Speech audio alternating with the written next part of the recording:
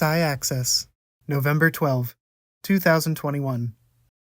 Representation Matters, the role of arts, entertainment, and humanities in advancing STEAM accessibility and STEAM identity. Adrienne, Provenzano. So, hello, good afternoon, good morning, good evening, wherever you are. I'd like to first thank everyone for being here and thank the creators and organizers of today's event. My presentation is entitled Representation Matters, the role of arts, entertainment, and humanities in advancing STEAM accessibility and STEAM identity. My name is Adrienne Provenzano. I'm a NASA JPL Caltech volunteer solar system ambassador and a STEAM education and arts integration specialist. And I'm really pleased to be at Access. My pronouns are she, her. I am wearing a sparkly burgundy and gold top. I am wearing a jacket over that. That's a black jacket with silver and iridescent sparkles and little space images like stars and moons. And my hair is in a ponytail today. All right. What is STEAM? STEAM stands for science, technology, engineering, and math. That's the STEM part of it. And the A is for arts, like music, dance, visual arts, theater, and digital media. And then the humanities, like literature and history. And the questions I'm going to be touching on today, there are three of them. One is, does representation matter to inspiring the next generation of disabled STEAM professionals? How? Why? And what are some existing and possible representations of disabled STEAM learners and professionals through arts, entertainment, and humanities? And what are some challenges and opportunities regarding representation? And how can educators, learners, and families of disabled students play an active role in affecting, challenging, promoting, and expanding representation of disabled STEAM learners and professionals? Well, who has the right stuff? On this slide, there's an image of the 7 Mercury astronauts wearing their silver pressure suits. 7 white men. They were all fighter pilots, test pilots, and they were selected and announced in 1959. Who can be a role model? In this image, this series of images, there are 2 women wearing space suits for their spacewalks. These are their professional photographs, Christina Cook and Jessica Meir, who were on the International Space Station just a few years ago. The screen also shows you a photograph that one of them took while out on the spacewalk, and then the 2 women on the spacewalk. And this was the first time that 2 women ever went on a spacewalk together. Dr. Mae Jemison was the first African-American woman to go into space. At one point, she stated this: you have the right to be involved. You have something important to contribute, and you have to take the risk to contribute it. She's pictured in the center of this slide wearing her spacesuit. Also on the slide is an image of Nichelle Nichols, who portrayed Lieutenant Uhura on Star Trek. Now, Dr. Jemison wanted to be an astronaut even before the Star Trek series was on television, but she was further inspired by Nichelle Nichols' role.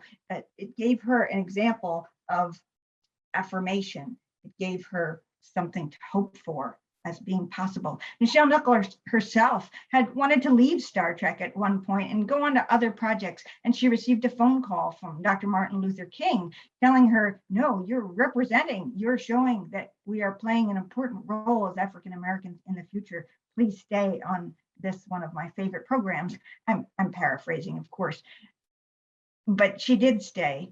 And also on this screen is Geordie LaForge, another Star Trek character. He even invited Dr. Jemison, the actor LeVar Burton, invited her to come and play a cameo role in Star Trek when he was involved in the program. He also was a representation of a space engineer with a disability, blind and wearing a special technological advanced visor. I think that science is for everyone. It belongs to the people, and it has to be available to everyone because we are all natural explorers. I think that if we limit people with disabilities from participating in science, we'll sever our links with history and with society.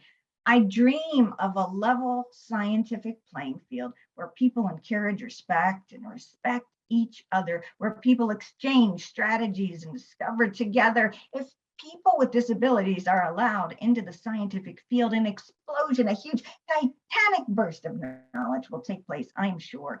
This is a wonderful quote from a TED Talk by Dr. Wanda Diaz-Merced, an astronomer and sonification pioneer. When she lost her sight partway into her career, she developed computer technology so her data could be turned into sound and she could continue her work.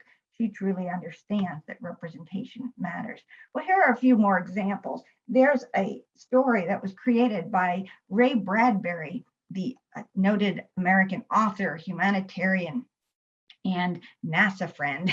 And in the 1980s, he was working on a project for a museum that would be for learners with disabilities. He wanted access to enjoy the space age for all. And he wrote a story called Walking on Air, and it was made into a television program as part of the Wonderworks series and premiered in 1987.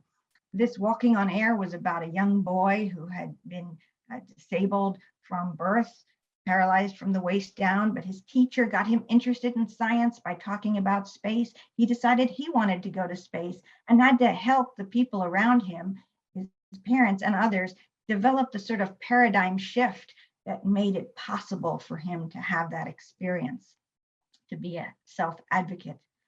That was 1987. In 2007, Stephen Hawking, the noted astronomer, had a chance to fly on a parabolic flight. And as you may have heard at earlier today's conference, the mission Astro Access astronauts had a chance to fly into space just a few weeks ago. And the European Space Agency is also working on a project called the Parastronaut Feasibility Project. So imagining possibilities and paradigm shifts are a big part of representation. Another way to represent is through fiction written for children, fiction written about animals even, like the story time from space books that have flown and been read on the International Space Station. On this image is Max Goes to the Space Station, Rosie Revere, engineer, Mike Hopkins, an astronaut in the cupola holding one of the books. And it also an image of two cats, the cats of Mission to Kataria, one blind, one sighted, and they both play a very critical and important role in the success of their mission. If you want to find relevant research and practices, you can look to the Gina Davis Institute on Gender in Media. It's just one of the many resources. It does, this nonprofit does important research on who matters and what stories are told.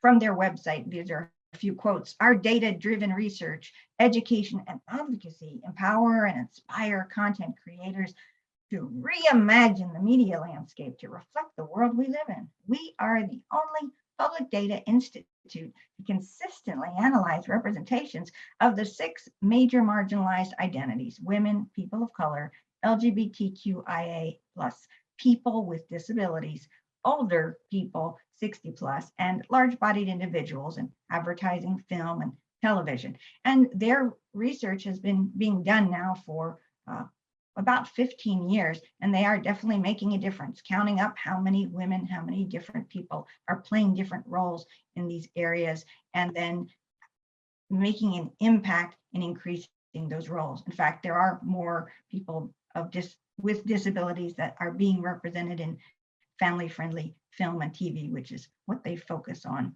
And they've also seen more leads and co-leads for women. You too can be a content creator, and that's my call to action for everyone today, to think about how you want to represent through zines, podcasts, vlogs, blogs, graphic novels, and more. And here are a few of the challenges and opportunities, some of the questions you might consider. So what resources have inspired you by their representations of disability? What resources do you wish existed, and what might you do to help create or encourage creation of such resources? What creative project might you start after this conference? On your own, with others, perhaps someone you network with today or tomorrow? Are there stereotypical portrayals or tropes about disabilities you've noticed in arts, entertainment, and or humanities?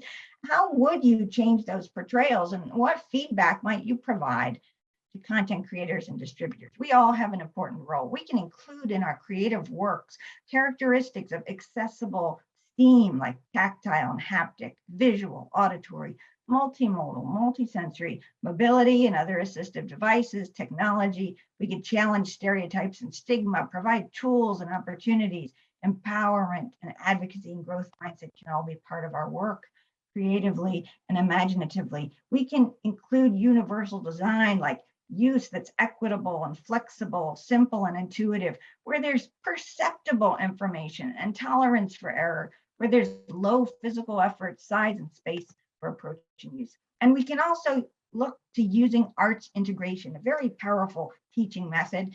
Here's a definition of it from the John F. Kennedy Center for the Performing Arts. An approach to teaching in which students construct and demonstrate understanding through an art form. Students engage in a creative process which connects an art form and another subject area and then meets evolving objectives in both. And arts integration also aligns very well with universal design. And as you're doing this, you'll be developing your 21st century skills as defined by Trilling and Fattle from their Partnership for 21st Century Learning work. You'll be developing your skills and those of others as a part of a team with critical thinking and problem solving, creativity, innovation, collaboration, cross-cultural understanding, communications, information and media literacy, computing, information and communications technology, career, and learning self-reliance. Well, as Albert Einstein said, logic will get you from A to B and imagination will take you everywhere. And the power of imagination on this last slide, there's an image, or next to last slide, an image of me at the cupola of the space station looking out and enjoying our planet Earth. I haven't been there yet. I don't imagine that I will get there other than through my imagination, but I've composed some music that has been inspired by it. And I will move my hand in a circular motion to also help you get the sense of this motion around the planet. Every 90 minutes, International Space Station travels around our beautiful planet, and the music goes up and down, and around.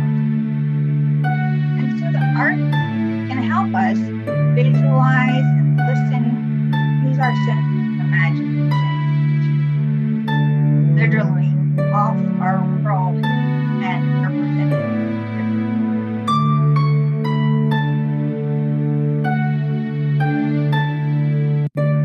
So I thank you, and I close with the slide that has an image of our beautiful planet Earth and an image of the International Space Station.